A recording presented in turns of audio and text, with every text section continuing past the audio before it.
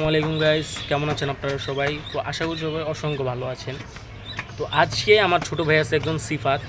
ও হচ্ছে গিয়া ওর বাড়িতে একটা ছিল, এই পানি ওটা ছিল। তো ও বলতেছে কি ভাইয়া যে আমার বাড়িতে এই এই ওদের কবুতর ছিল অনেকগুলো, তো কবুতরকে গোসল করে তো ওটার ভিতরে। তো আমার বলতেছে কি ভাইয়া আমাদের বাড়িতে তো আপনার হাঁস আছে, দুইটা হাঁস আনছি নতুন, সবাইকে আগে জানিয়ে দিই দুইটা হাঁস আনছি আমি নতুন। তো বলতেছি কি ভাইয়া আপনি যে আপনার যে হাঁসগুলো আছে ওই হাঁসগুলাকে আপনি গোসল করাতে পারেন। আমি কীভাবে? তো বুদ্ধিটা দিল, বুদ্ধিটা আপনাদেরকে দেখাবো আজকে আমি, দেখেন আপনারা সবাই। তো দেখেন হাঁসটাকে কীভাবে গোসল করাতেছি।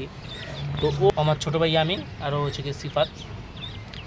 তো হাঁসটাকে এইভাবে গোসল করাতেছি।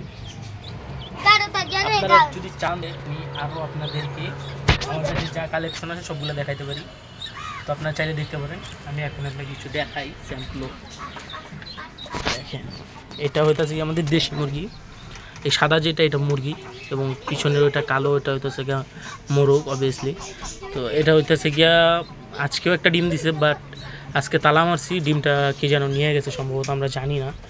উপরে হচ্ছে গিয়ে আমাদের কিছু কোয়েল পাখি আছে, এখানে প্রায় 8টার মতো কোয়েল পাখি আছে, এখানে মোট 8টার মতো কোয়েল পাখি আছে, এবং নিচে দুইটা দেশি মুরগি আছে।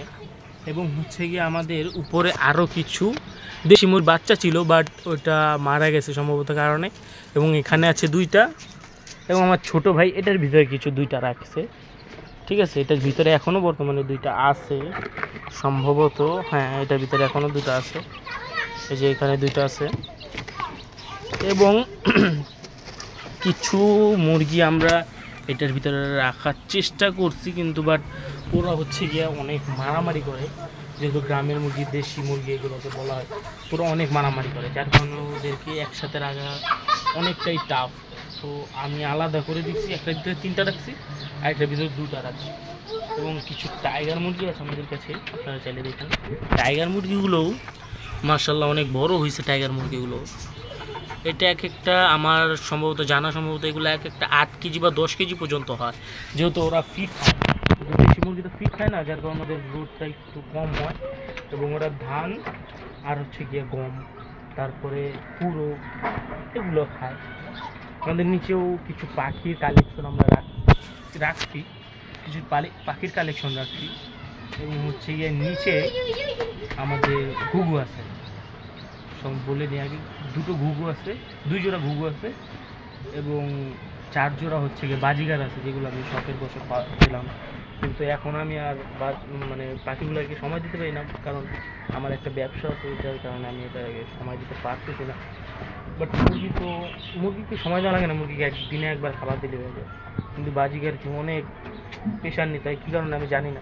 খাবার ওদেরও একবারও দিতে হয়, ওদেরও একবারও দিতে হয়, কিন্তু ওদের প্রেশারটা অনেক বেশি, যার কারণে আমি পাখিগুলোকে পালতে আর কি চাইতেছি। এই মুরগি এগুলোকে পালতেছি, এবং ইনশাল্লাহ পরবর্তী ভিডিও যদি আপনার আপলোড করি তাহলে ওটাকে ভিতরে আমি পাখি এবং ঘুঘু যেটা আছে ওটা আমি দেখাবো আপনাদের ইনশাল্লাহ। তো ভিডিওটা ছোট, নতুন ভিডিও দোয়া করবেন ইনশাল্লাহ।